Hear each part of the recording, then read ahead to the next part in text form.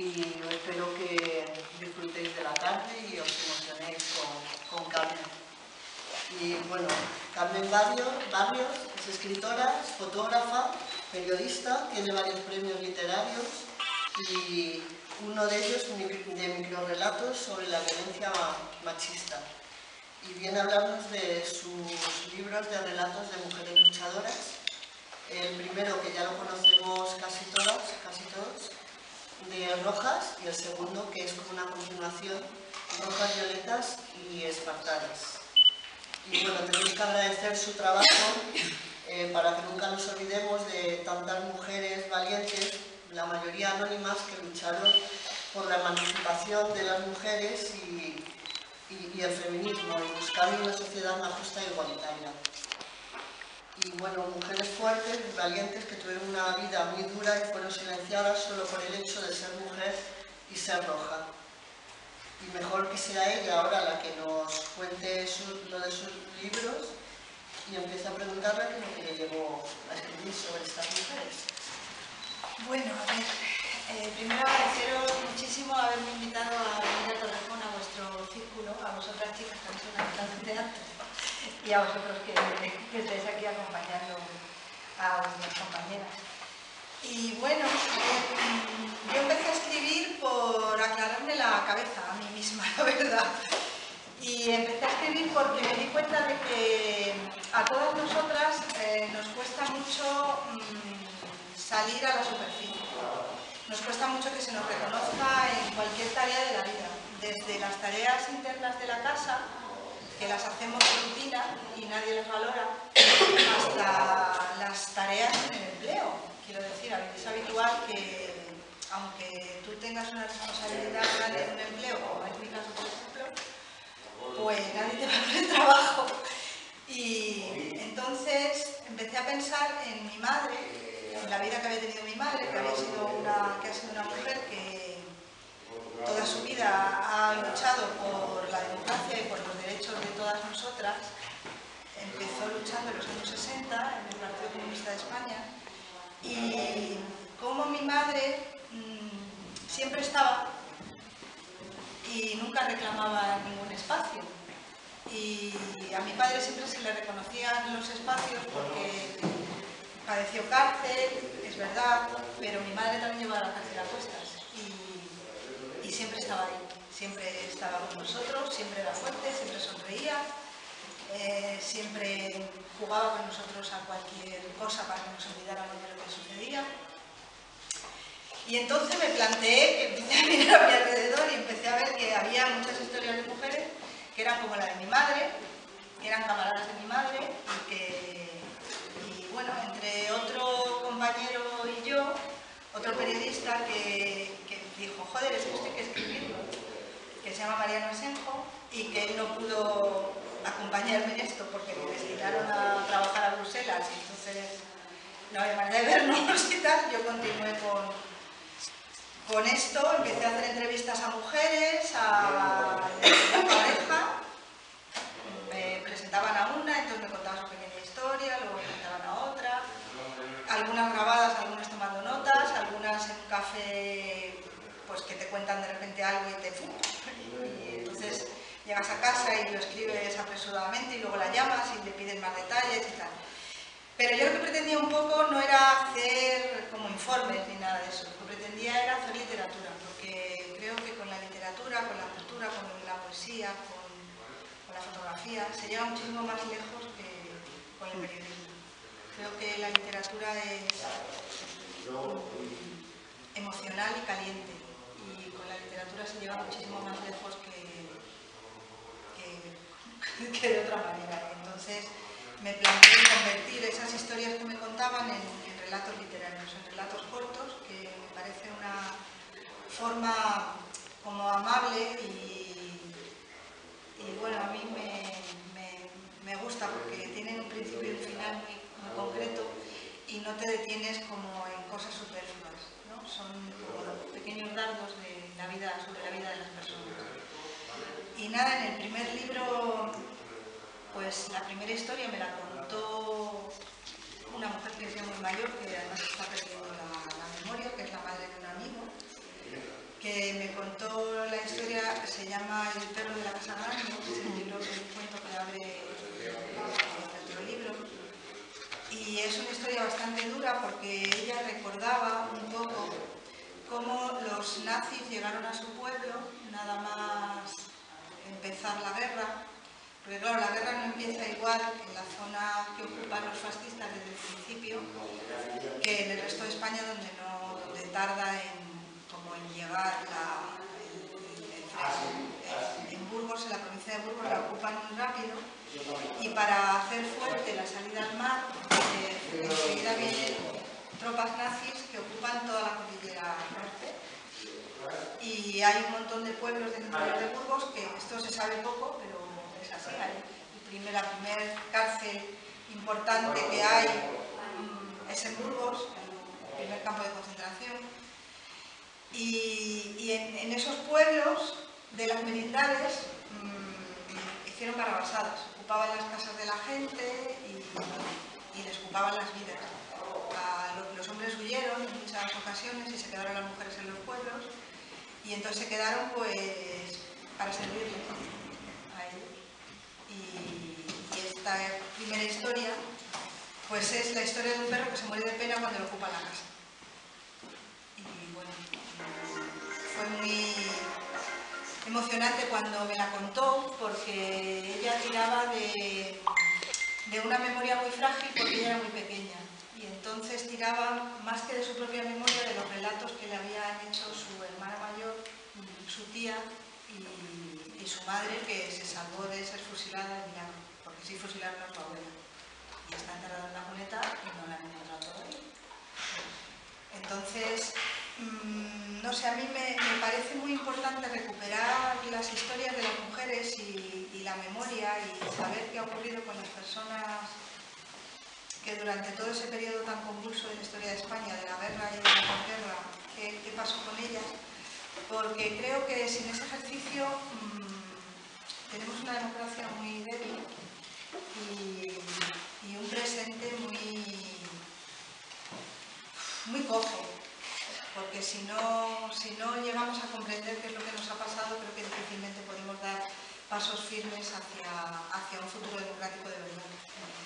Ayer en La Morada de Madrid vino una mujer, Alejandra, que ella es argentina, y se vino a contarnos un poco cómo es el Museo de la ESMA y cómo se dieron todos esos pasos para que eso se convirtiera en un centro de la memoria, ¿no?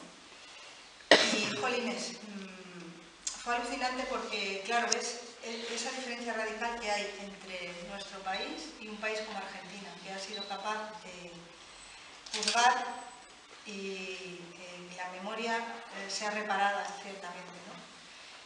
Por ejemplo, contó una cosa muy, muy interesante ayer, y es que en ese museo, en las paredes de ese museo, no se ha pintado.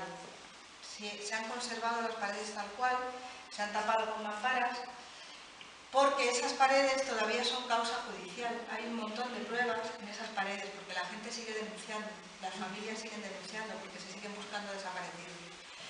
Y entonces yo, claro, de repente me acordé de que nosotros tenemos en la Puerta del Sol un centro de memoria, que es la Dirección General de Seguridad antigua, donde muchísimas personas que todavía están vivas pasaron por allí, fueron torturadas.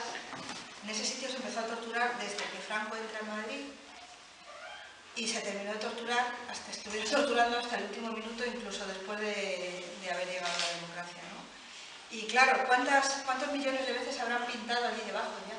O sea, ¿qué vamos a recuperar nosotros? ¿Qué pruebas vamos a recuperar nosotras de lo que pasó allí, ¿no? Me daba muchísima rabia, o sea, de repente me entró un coraje horrible. Y creo que estas cosas hay que contarlas y hay que sacarlas. Y me acuerdo que luego tuve una charla así un poco con ella, y claro, es que es un abismo tan grande el que nos separa, que creo que es un ejercicio que tenemos que hacer. Cuando he entrado aquí me habéis preguntado que si me importaba que colocarais la bandera republicana. Y por supuesto que no. Yo soy republicana porque creo que la república es la primera primer tipo de gobierno que a las mujeres nos reconoce como tales, como seres autónomos y libres. Aunque cuando sucedió la Revolución Francesa, que es una revolución de la que las mujeres tenemos que estar muy orgullosas porque la hicimos nosotras, porque la empezamos nosotras, pidiendo que bajara el precio de la harina. Fuimos las que salimos a la calle a pedirle al rey que bajara el precio de la harina y le hicimos caer.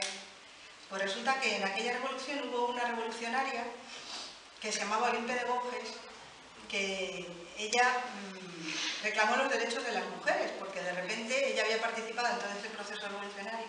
Por cierto, que se dedicaba al teatro como tú. Bueno, aquí hay unas cuantas teatreras. Como vosotras.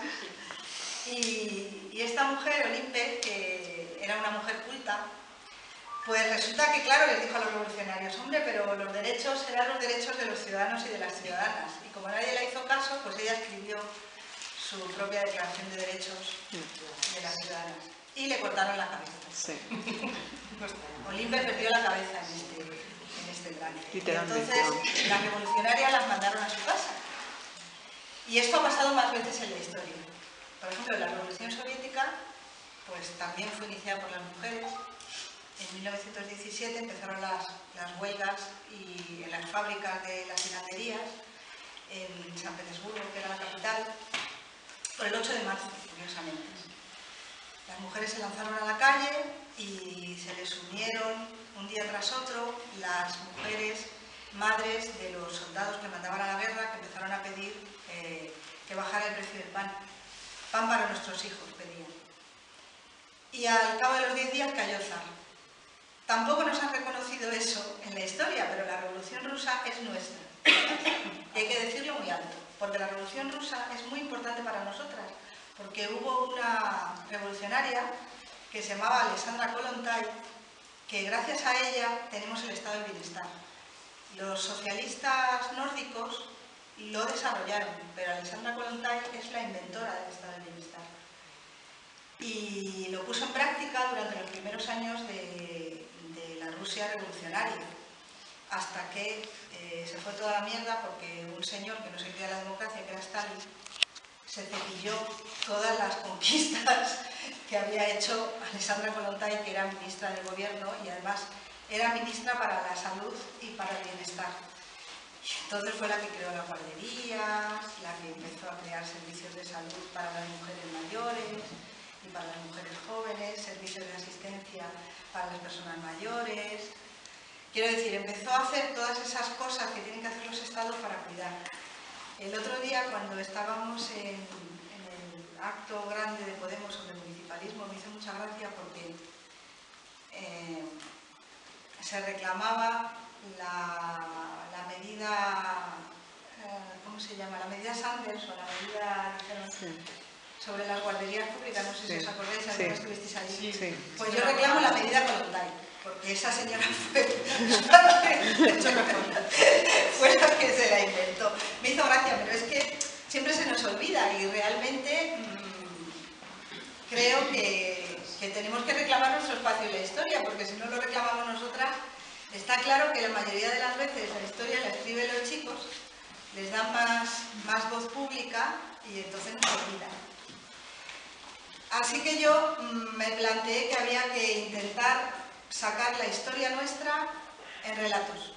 Y entonces es a lo que me he dedicado. En el primer libro hay una serie de cuentos, creo que hay 2 que son completamente inventados, quiero recordar, que hice 2 que eran completamente inventados, que es el de La Petaca. Vale, no sé, es uno de los que más. Y Sin Palabras. Y además es que tiene una pregunta en ese cuento. Y el de Sin Palabras, ese también, ¿no? Y el último. Sí, pues sobre ese también tengo yo preguntas. Y el de Sin Palabras, sí.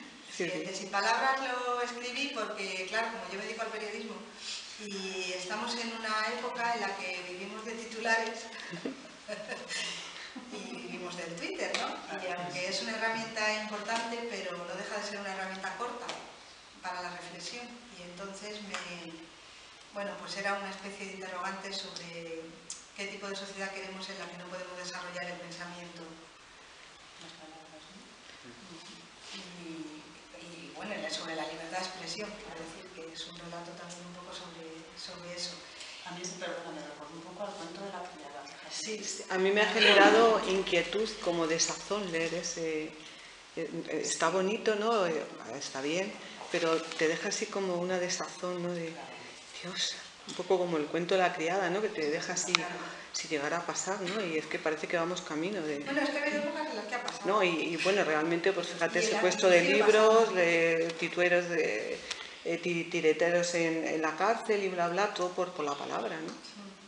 Sí, sí, y eso que en nuestro país sigue pasando, porque que metan a la gente en la cárcel por eso, claro, por hablar o por escribir. Por hablar, por escribir, por hacer canciones, ¿no? Pues, y con el cuento de la petaca, que a mí de verdad es que me dejó tocada y lo he vuelto a leer ahora porque ya la otra vez cuando lo leímos sí que me quedó ahí marcado.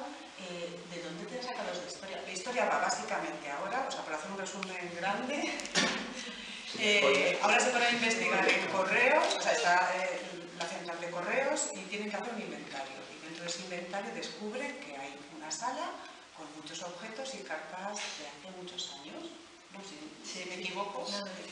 Y va una de las que trabaja en correos, va con su jefe y ella se fija en un paquetito y lo coge. Y el jefe le regaña, no cojas eso. Y se ve que es una carta, o sea, que es un paquete de hace ya muchísimos años que se remontan a la Guerra Civil Española. Ella coge el paquete, coge la carta y lo abre. Y va dentro una petaca. Hay una dirección y hay una carta de un ruso que la escribe en español. Lo dejo así porque... Sí, no sigan. No sigan. Ahí están los libros, ahí pero tan solo el final, allá como el realismo mágico, ¿no? De la literatura latinoamericana un poco, porque la señora de correos localiza a la dueña de esa misiva y llega a la casa, abre la puerta a la nieta, porque claro, ella es muy mayor, tiene 90 años. Y ella recoge ese paquete, lo ve, se le encienden las mejillas y según estás leyendo ya te evoca absolutamente toda la historia. Sí. Y es preciosísimo, o sea, es una historia preciosa en no sé cuántas hojas eran, 4 o 5. Sí, es una historia corta y es maravillosa. Y entonces de verdad que no te vas a esperar. A ver, me basé, fue un reto porque un amigo compró una petaca de esas en un rastrillo, Vale. y entonces me dijo, ¿a que no eres capaz de hacer un relato con esto? Vale.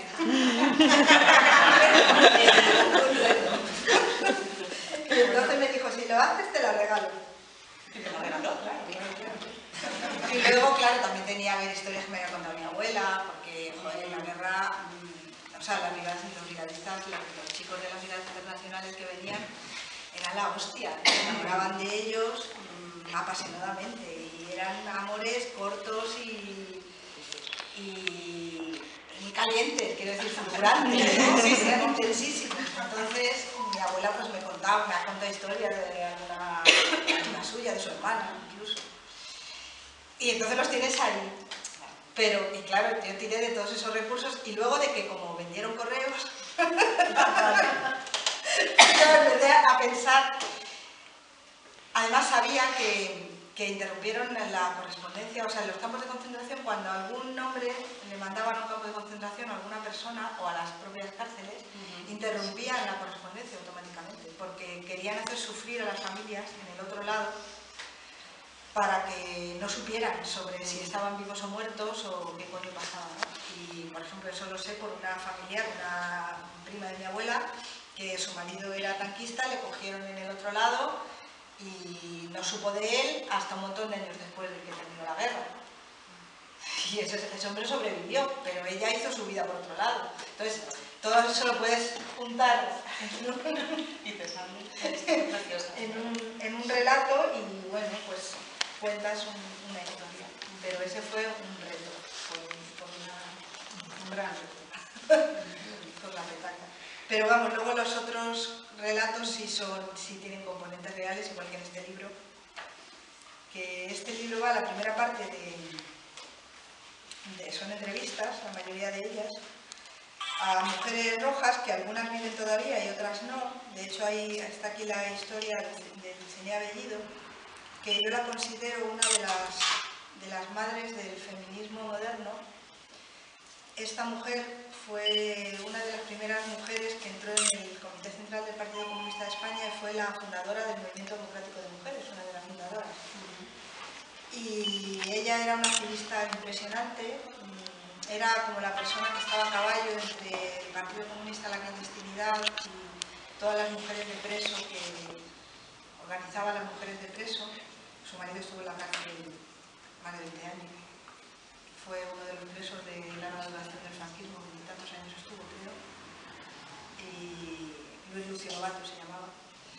Y entonces a esta mujer se la ha olvidado, porque tiene una historia muy dramática y su despecho nunca fue entendido. Ella reclamó su lugar y la apartaron. La apartaron de muy mala manera, con un machismo brutal. Y lo cuento en el relato. Y reclamo un poco su lugar, porque ella hacía feminismo de altura. O sea, esta fue de las que estaba empeñada en que había que penetrar las asociaciones de amas de casa. Sabéis que durante los años 60, bueno, desde que termina la guerra, está la sección femenina que instaura Falange, y entonces de la sección femenina para adelante va pasando el tiempo y entonces se van creando asociaciones de mujeres. Todas son asociaciones de mujeres controladas por el régimen. Y en las ciudades grandes surgen asociaciones, las llamaban de amas de casa, en las que tenían también los mismos parámetros un poco que la sección femenina, y eran lugares en los que las mujeres se reunían, hablaban de sus cosas, hacían macramé, yo qué sé. Y entonces a esta Dulcinea y alguna que otra, a Merche Comabella, alguna que otra, se les ocurre que lo que hay que hacer con esas asociaciones es tomarlas. O sea, introducirse dentro y hacer como se hizo un poco con el sindicato vertical, que la gente se metió dentro, los sindicalistas, y lo transformaron en las comisiones obreras. Pues ellas pensaron que había que hacer lo mismo en esas asociaciones. Y de hecho las fueron tomando y llegaron a reventar la coordinadora de asociaciones estas de amas de casa. Hay fotos, de hecho, en el libro de Paco Arriero, no sé si alguno lo tenéis, en ese libro hay fotografías en las que se ve una asamblea de esta asociación, de la coordinadora, en la que están peleándose por el micrófono y están a grito pelado, que no la quieren dejar intervenir y tal, y claro, son mayoría, entonces ganaban las asambleas y las tal. Y entonces, desde esas asociaciones de amas de casa que se reconvirtieron en asociaciones de mujeres en los barrios, es desde donde se empieza a reclamar todo ese movimiento vecinal que sirve para que se asfalten las calles, se pongan semáforos, se reclame la escuela pública. Y todo eso lo organizan las mujeres. Se hagan huelgas por la carestía del pan, que en Madrid se hicieron bastantes. Huelgas de compra, quiero decir, que se iban a los mercados, tiraban panfletos y durante un montón de días no compraban. Y lo explicaban en los mercados. O sea, se plantaban en medio del mercado, encima de una silla, tiraban los panfletos, daban una cosa corta con un megáfono y se iban corriendo porque se iban a por ellas. Los propios del mercado. Se hacían acciones verdaderamente brutales. Hace poco tuve la suerte de ver un documental que ha recuperado Daniel Lobato, que es el hijo de Dulcinea Bellido. Resulta que se encuentra en su casa, que esto lo podéis traer aquí porque os va a encantar. Resulta que se encuentra en su casa unas cintas que tiene su madre guardadas cuando ella muere y tal. Entonces deja las cintas allí porque a este le da como pavor todo esto que pasa. Entonces las deja ahí durante mucho tiempo. Y hace poco pues le empezamos a pinchar, oye tío, ¿qué tienen las cintas? ¿Qué tienen las cintas? Total, que las cintas contienen un documental que rodó la televisión sueca en el año 74-75, justo antes, o sea, en la época en la que está muriendo Franco, o sea, al final de la dictadura. Las cintas contienen entrevistas a mujeres antifranquistas. Y es un documental completo de 1 hora y media de la televisión sueca de esa época. Entonces, una de las personas que sale es Dulcinea Bellido contando su historia de mujer de preso y de feminista y por qué el feminismo y tal y cual. Y sale, por ejemplo, el barrio de Vallecas, que todos conocéis, y sale una asamblea de mujeres que se reunían para reclamar la escuela pública, porque no había colegios públicos, eran todos colegios privados, pequeñitos, que montaban en cualquier, y casi todos de curas o de monjas. Y entonces cuentan la problemática esta, pues de que eran barrios muy humildes y de que había que llevarles a la maestra que si manzanas, que si un conejo, que si y que no tenían para comer ellos mismos, porque para encima tenían que contar a la maestra por cada día o al maestro con un... Entonces, que los niños encima que no les llevaban regalos a los maestros eran apartados. No, los que te ponían en la última de la fila. Claro, Siempre estaban en la última. la última no les tenían ninguna consideración, ¿no? Y entonces es brutal el documental porque es que lo estás viendo físicamente y estás viendo un recorrido por el barrio de Vallecas con una pintada enorme reclamando la escuela pública preciosa, una pintada roja en la pared. Y vas viendo cómo el barrio está enfangado y entonces cómo luego hacen una reclamación de que no hay, de que está sin asfaltar el barrio, de que está insalubre, otra reclamación porque no hay semáforos y entonces atropellan a la gente, a los niños, no pueden jugar en la calzada y tal. Y luego sale otra cosa en el documental que es alucinante, que es el barrio de Prosperidad en Barcelona, que es un barrio similar a Vallecas, en el que hay una parte del barrio que queda en lo alto y entonces no llegan los autobuses municipales. Y entonces los vecinos reclaman y las vecinas que, por favor, que el autobús llegue hasta el final, no que se quede a la entrada del barrio y se tenga que pegar la paliza a la gente cuando vuelve a trabajar a subir hasta arriba de la colina, que era como una colina. Entonces, como no les hacen caso, porque la excusa que les ponen es que los autobuses cargados no van a llegar nunca arriba, ¿qué hacen nuestras vecinas y nuestros vecinos del barrio de Prosperidad? Se van al centro de Barcelona y secuestran 2 autobuses. Llegan de Peña a tope y secuestran 2 autobuses. Y le obligan al autobusero a llegar hasta el final para demostrar que el autobús puede con todos, ¿no? Entonces quiero decir que eso se hacía en el año 75, en el año 76 en esta España. Que ahora, chicas y chicos, podemos hacer muchas más cosas para reclamar lo que nos deben, porque nos roban todo el rato, nos roban derechos y nos roban los servicios públicos y quiero decir, cuando tenemos que reclamar lo que es nuestro, pues nos tenemos que poner en la cabeza que hay que luchar por ello y que si hay que hacer una acción, pues se hace y ya está. Quiero decir que en este país las cosas se han conseguido luchando, a nadie nunca no nos han regalado ningún derecho. Ni nos lo van a regalar, es más, en cuanto nos relajamos un poco, nos los detienen. Y bueno, me está gustando mucho la reclamación que se está haciendo de los presupuestos generales del Estado, que está haciendo Pablo Iglesias y otros dirigentes y otras dirigentes de Podemos, porque están reclamando todo el tiempo que hemos sido capaces de negociar esos presupuestos generales del Estado más progresistas que nunca, porque estamos en la calle y porque tenemos 5 millones de votos detrás. Si no hubiéramos estado en la calle, nadie nos va a regalar nada, quiero decir. Siempre hay que reclamar esas luchas que son las que al final nos benefician a todas y a todos. Porque o caminamos de la mano y nos escuchan fuera de nuestra casa o es bastante complicado que caminemos. Sí, a ver, Tara de Rojas. me gusta mucho el arte urbano y hago muchas fotos, vamos, me cojo la cámara y me suelo salir cuando tengo un ratillo por ahí a dar un paseo por la calle y hacer fotos. La de Rojas era una intervención urbana que fue en una calle de Malasaña y nada, iba paseando y me encantó. Y es pues un recorte vertical de una fotografía que es horizontal, creo que no está en el libro. Y es que daba, claro, da todo el...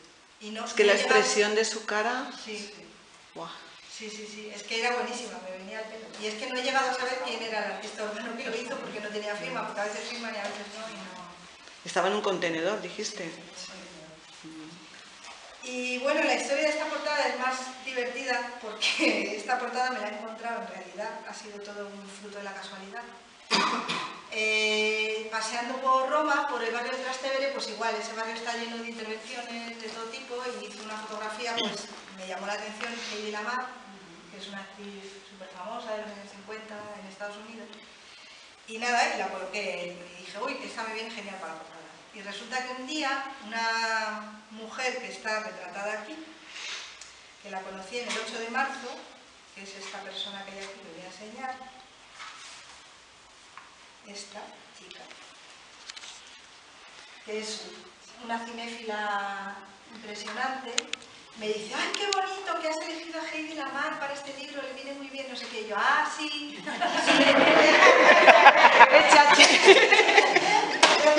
Dice, pero ¿sabes la historia de esta libro? No, no, que la Bueno, pues resulta que esta señora, Heidi Lamar, gracias a ella tenemos el teléfono móvil. Pero era científica, era una señora científica austriaca.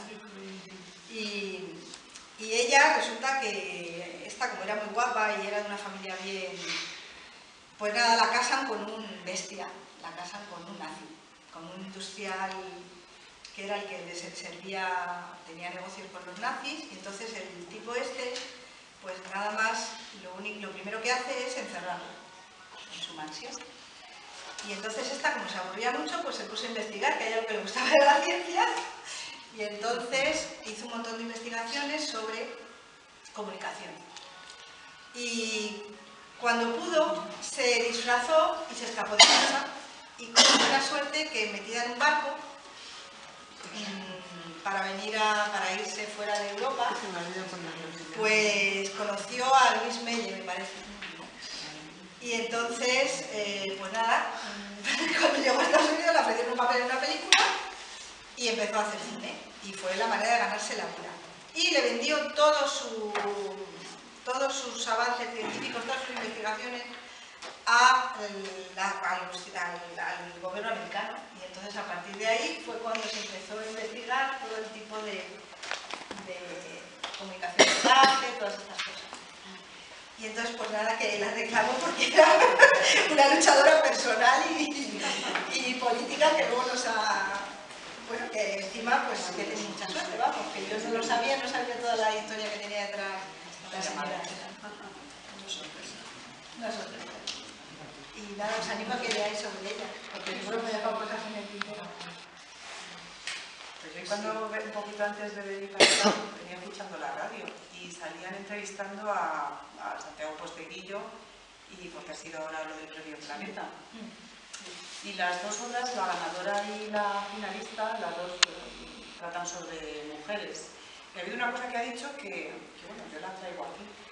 Y adelanto que no la acabo de compartir, porque Santiago Posteguillo, bueno, en un alarde que a mí me gusta como escritor y vamos, que me parece muy bien todo lo que está ahora escribiendo y sobre todo con los romanos, que matan muy bien.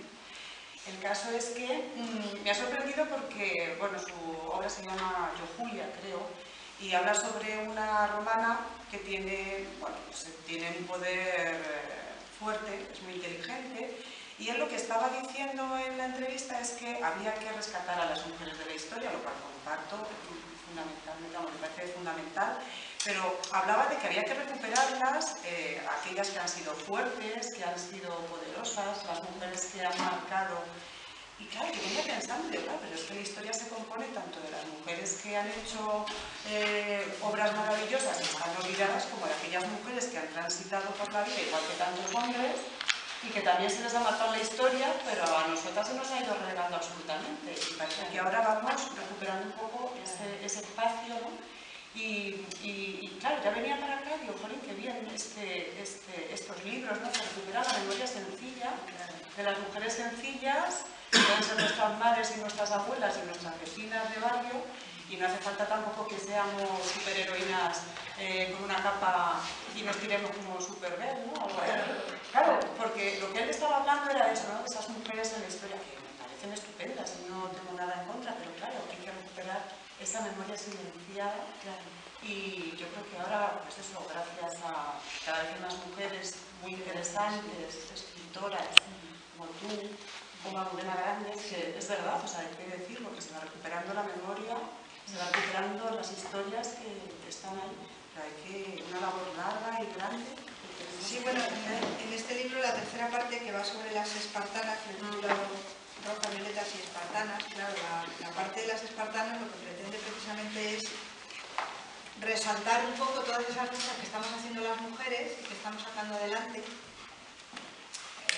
Claro, centralizado en las espartanas, que es el último relato, porque además a mí me interesan mucho las luchas colectivas, porque creo que las mujeres somos mucho más de asamblea y de grupo y de apoyarnos unas a otras y de organizar perolas y peroles comunes, creo que somos mucho más de eso que de grandes lideresas. Creo que eso es machismo puro. El hiperliderazgo creo que no tiene mucho que ver con Cogeros y ya. con las relaciones que tenemos entre nosotras de forma habitual.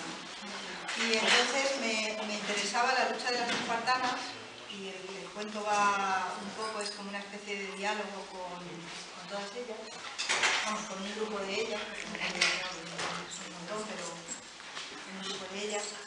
Y luego también hay un homenaje a las Kellys, claro, con un relato que se llama Las camas gritan, porque ese grupo de mujeres han puesto, joder, están haciéndole un daño a la gran patronal, nos están poniendo en su sitio.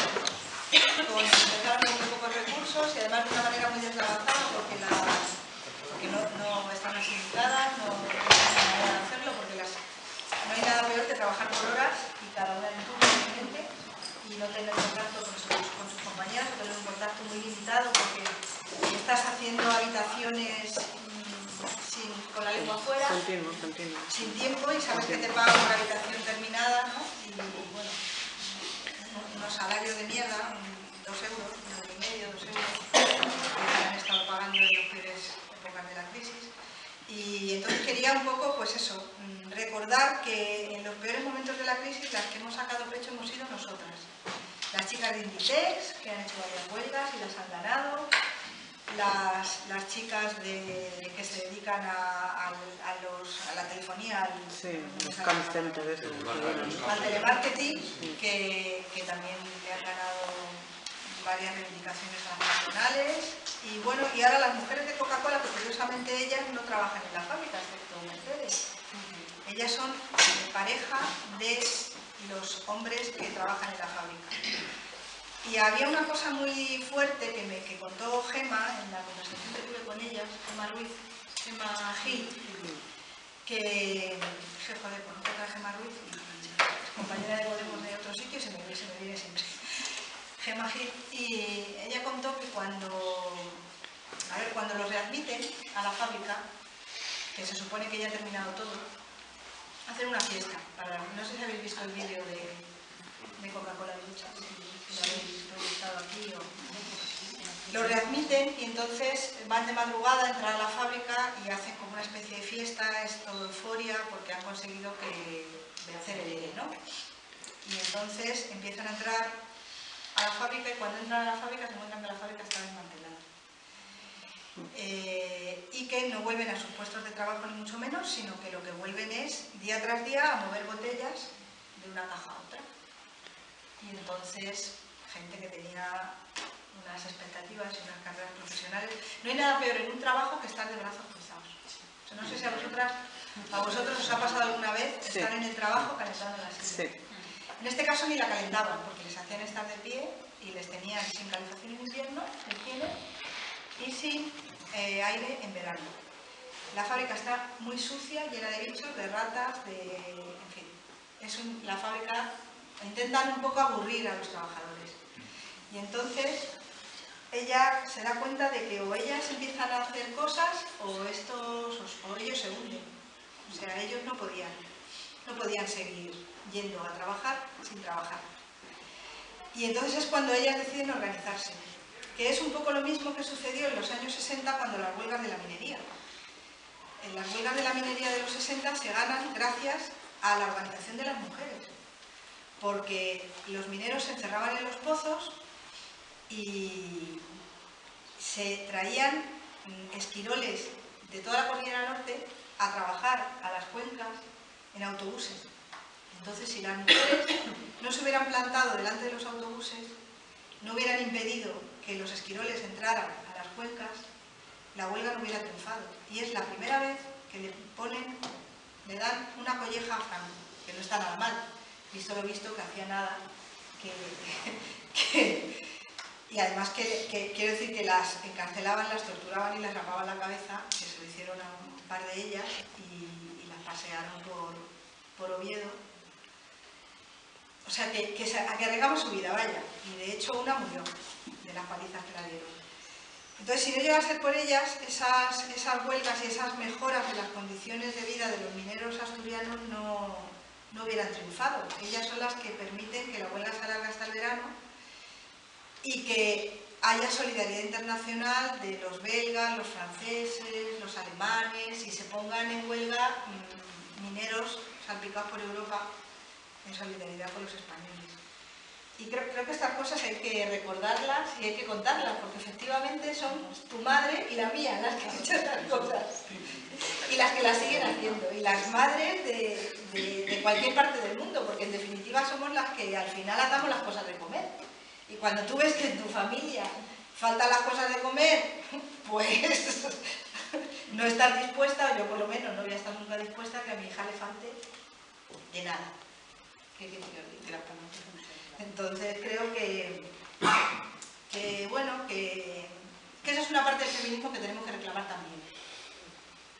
Porque la maternidad va unida a nosotras, aunque hay que efectivamente coparticipar y repartir, pero hay una parte muy profunda que nosotras llevamos dentro y que no nos la va a arrebatar ni el tato, vamos. Lo siento, yo pienso así. Y creo que es importante también que se nos reconozca esa faceta de la vida. Les ha dejado así con la boca. No, yo antes no conocía esto de la revolución rusa y me ha chocado, o sea, me ha gustado. Sí, de que no se conoce. No se conoce un montón de cosas.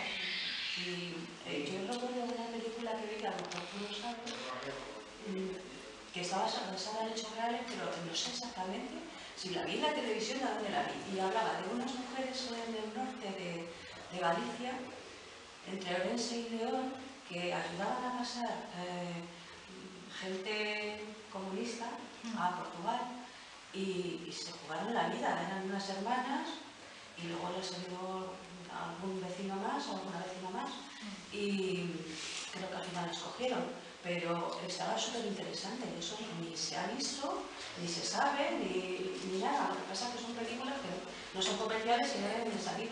Y es que no recuerdo el título, pero... ¿Lobos sucios? ¿Lobos ¿Y corazón del sucios? bosque? Lobos sucios. Uy, que no me suenan los títulos, de verdad. Es que la historia Tengo muy mala suena eso, que era... muy mala memoria. Digo, Era en la época de también de la minería, en época sí, también eso. y hacían trapecheo para que no les cazaran en esa época y tal. Había unas Y minas de... eran dos hermanas. Yo por favor, me tengo... Lobos sucios, es española, es muy buena. Nada comercial porque no salió en los mismos, pero quien busca me suena un montón. Es que has dicho dos hermanas. Sí, es de porque estaban los alemanes. Sí, estaban los nazis. Aprovechándose de las minas estas. Entonces, Sobre todo una hermana. La otra está como más desconfiada porque da miedo de que les cojan. Pero sí, muy bonito. Yo me la he podido descargar porque era. Has dicho lobos sucios, ¿no? Lobos sucios. pues es que me parecía muy interesante que puedan haber dicho lo que se hace de información y la carrera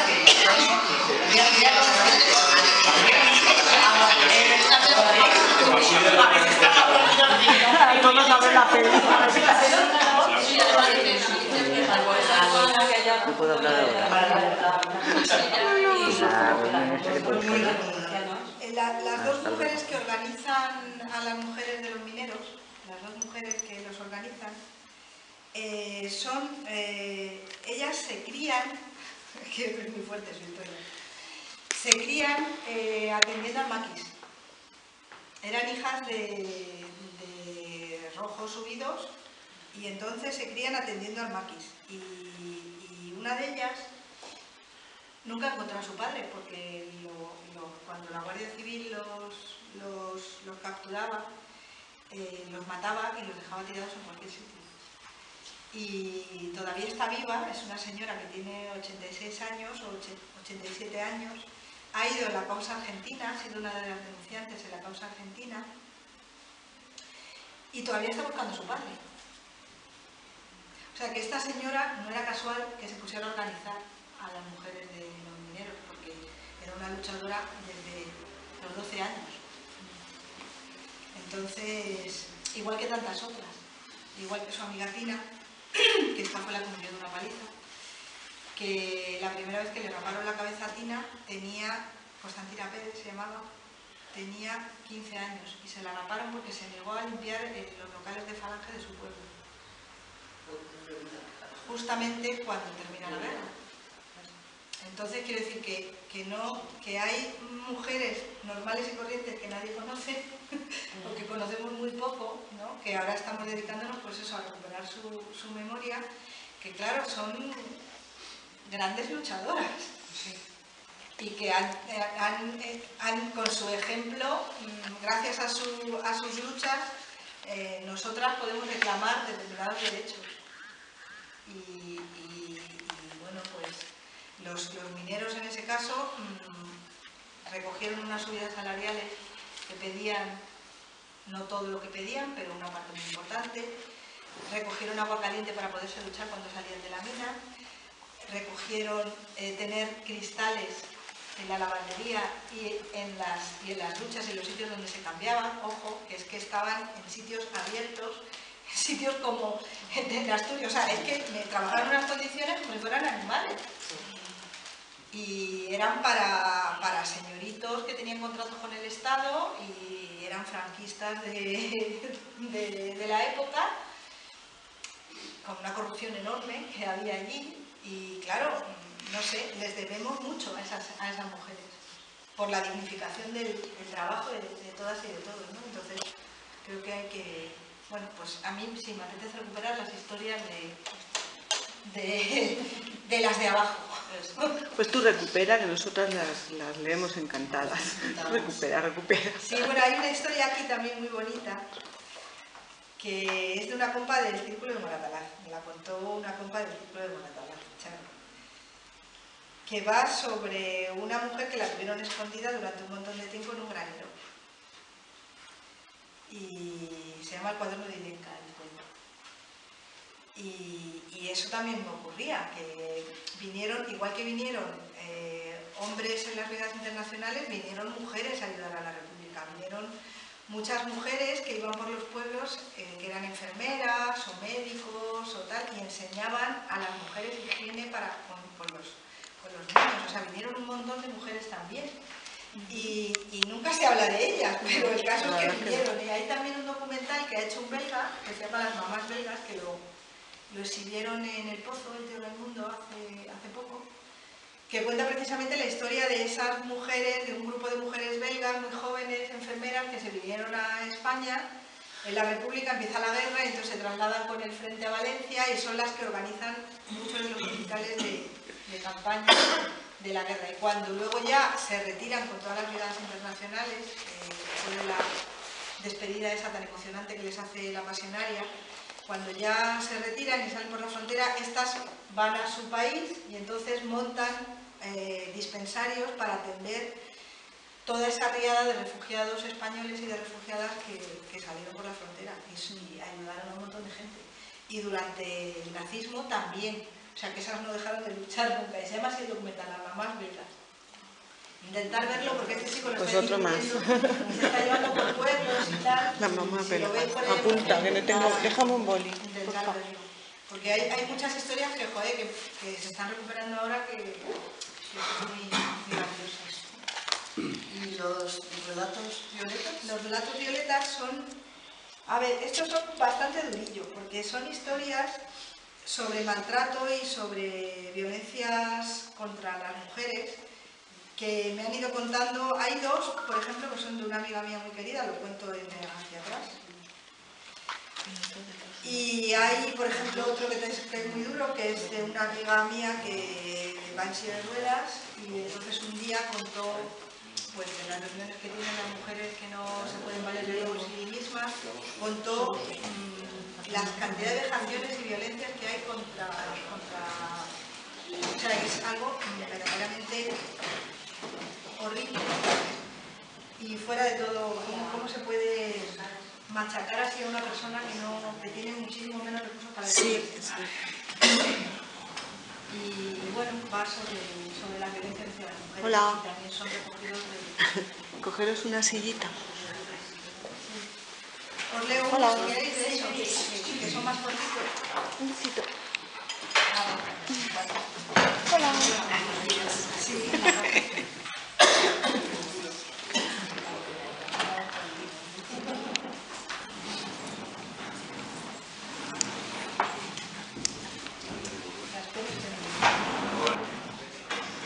La enredadera. Peter apareció en casa de ella una tarde de finales de octubre. Llegó sin ser invitado y de forma casual. Era el amigo de un amigo que pasaba por allí acompañando a alguien. Tenía aspecto de alma errante, muy delgado y frágil, como una figura de Giacometti que camina por el mundo con lo opuesto.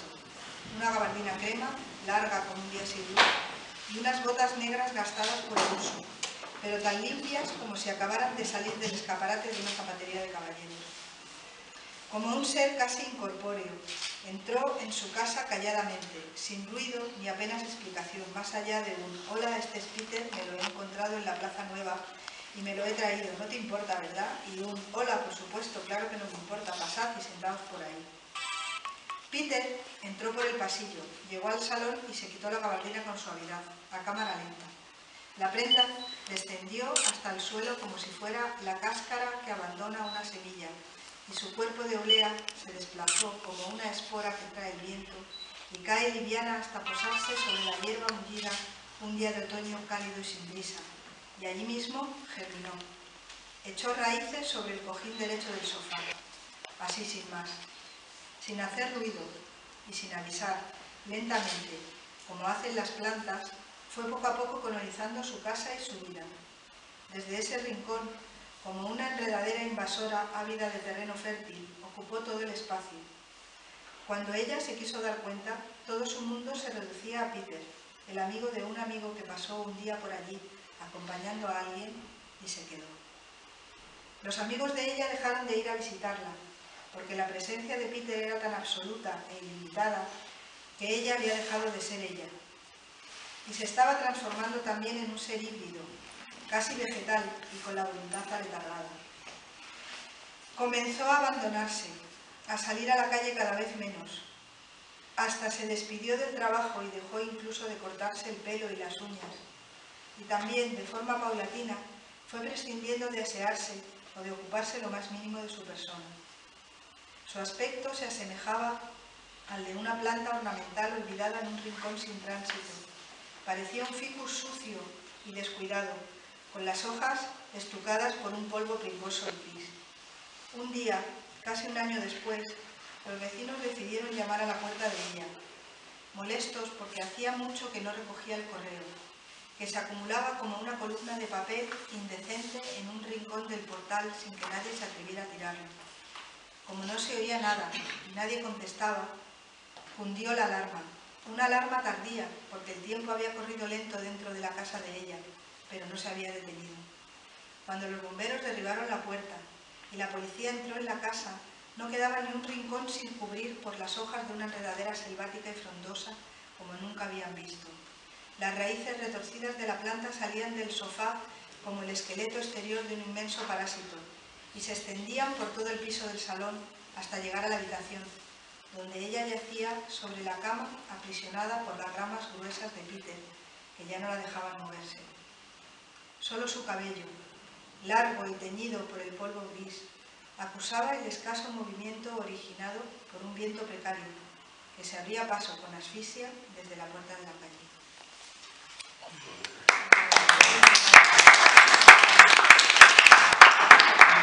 A mí me ha movido mucho, me han movido todas las historias que hay en Rojas, que son todas distintas, muy variadas y que te llegan.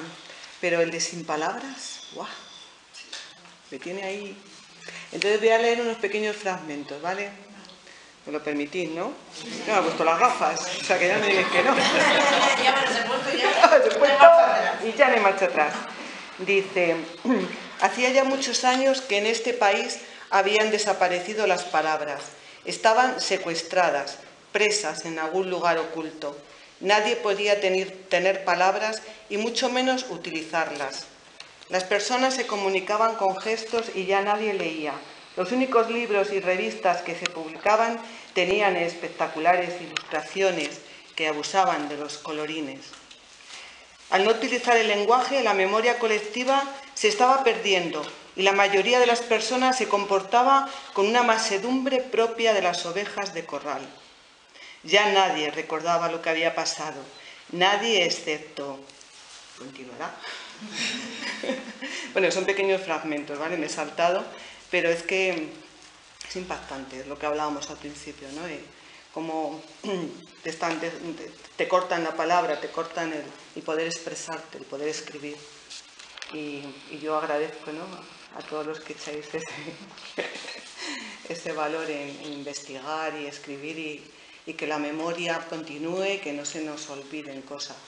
Y sobre todo, pues el conocer historias de mujeres que si no fuera por la gente como tú, que investigan y trabajan, pues no las conoceríamos, y es una pena porque ha sido muy importante y están siendo todavía muy importantes y seguirán siéndolo, porque las mujeres estamos ahí siempre batallando.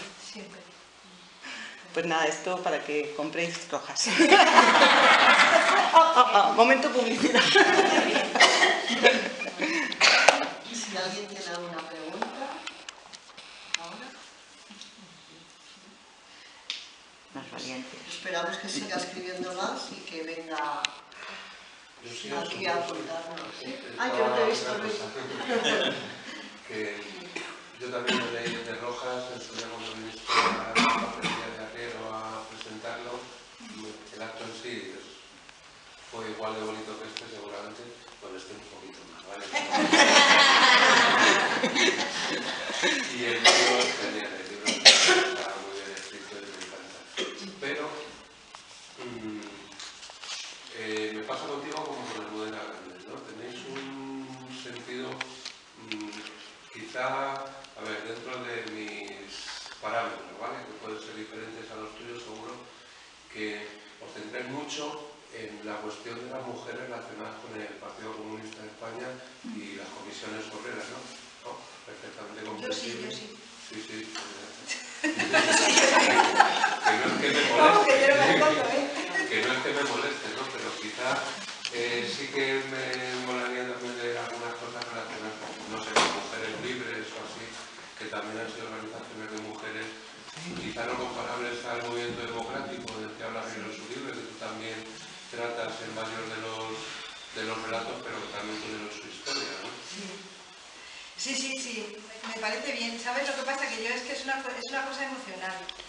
A ver, yo empecé, ya he contado al principio que empecé a escribir el libro de Rojas por reclamar a mi madre. Y yo vengo de una familia de clandestinos comunistas. Mi abuelo fue fundador de la JSU, también, de la Juventud Unificada, que luego se pasaron al partido, ¿no? Y luego también quiero reclamar siempre que el Partido Comunista de España, desde mi punto de vista, es un instrumento heroico de lucha porque se mantuvo durante todo el tiempo, a pesar de todas las dificultades que hubo. Hizo una clandestinidad gloriosa que luego su líder, Santiago Carrillo, no supo para nada aprovechar. Quiero decir que ahí hubo un cambio histórico cuando llegan los comunistas del exterior y se cepillan todo ese movimiento muy bien tramado, social, que tenían los comunistas y las comunistas del interior, en un montón de ámbitos, en las fábricas, en el movimiento por la escuela pública, en las asociaciones vecinales, todo eso. Y bueno, y a mí me gusta reclamarlo para que se recuerde, y encima lo he vivido de pequeña, entonces es una cosa un poco emocional. Y lo de las mujeres libertarias, pues tienes razón, existieron mucho las mujeres libertarias, pero creo que no se organizaron de la misma forma que las mujeres comunistas durante la época del franquismo. Y creo que hay un valor enorme en la organización política. Sin organización política no llegamos a ninguna parte. Porque la organización política sirve para que todas y todos nos conozcamos, nos demos la mano y nos comprometamos. Y nos comprometamos con las acciones y con un proyecto de futuro que queremos sacar adelante. Entonces creo que es fundamental. Y por eso reclamo mucho esta historia, intrahistoria del Partido Comunista, que no la otra que cuentan de sus líderes, yo reclamo la de la gente que luchaba en las células y que sigue luchando a día de hoy, me consta, porque los conozco. Son muy ancianitos y siguen apostando por todas las luchas habidas y por haber, y siempre de forma coordinada y siempre echando una mano al de al lado. Que eso también es lo que significa la palabra comunista, es la organización de los comunes, de lo común, ¿no? Y por eso yo lo sigo reclamando. ¿Qué queréis que os diga? Que me parece genial. Yo he invitado a un amigo del CNT hoy a que viniera porque le dejé el libro de Rojas, ese es el que se lo dejé.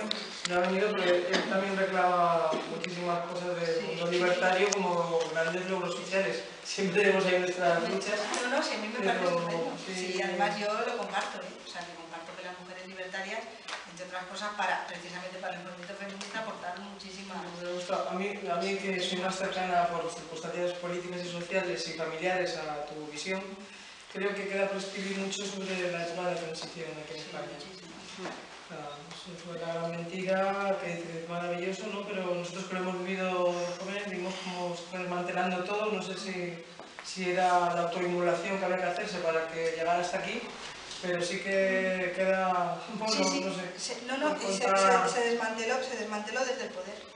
Se desmanteló desde el poder, claro. Quiero decir que una de las cosas uno de los errores que cometió Carrillo, creo, y fue que él tenía un ego como una catedral de grande y entonces se creía tan listo que parecía que solamente él era el que podía negociar. Le conquistó a Adolfo Suárez y se dedicaron a pactar cosas por lo alto sin consultar con nadie. Entre otras cosas con el propio movimiento obrero que tenía detrás, con una fuerza enorme, que eso lo podían haber aprovechado y de hecho todas esas conquistas que es la Constitución española son gracias al movimiento obrero organizado que había, las comisiones obreras en este país. Y sí había gente en la CNT, pero era muy minoritario. Y la UGT, por supuesto, no existía. O sea, la UGT se ha montado después, con mucha pasta por parte del Estado. Entonces, quiero decir que sí, que se cedió un montón de terreno que no teníamos que haber cedido. Estoy de acuerdo contigo. Y una de las cosas que se pidió a la militancia es que se fuera a su casa. Que ya había llegado la democracia, la habíamos conseguido y claro, nunca tenemos que irnos a nuestra casa. Siempre hay que ocupar el espacio que hemos conquistado. Y siempre hay que estar en las asociaciones trabajando y en todas las luchas y reclamando en el centro de salud, en el colegio de tus hijos y de tus hijas. En cualquier parte hay que estar reclamando lo que tiene que estar bien hecho. Como tengo a José de frente, ahora, pues me estoy acordando, si puedo contarlo, que en las épocas en que hemos visto a los trabajadores prejubilarnos en las empresas con esas maravillosas, ser muy interesantes, decíamos, esto es un desastre contra los trabajadores, ¿no? Se les está poniendo un cebo a toda la gente que había luchado, que había luchado en una época muy difícil, que sabían cómo hacerlo, y les interesó quitarse de un plumazo en un momento determinado y hacer unas prejubilaciones. Claro, la gente ha vivido, no habían vivido antes, pero esos últimos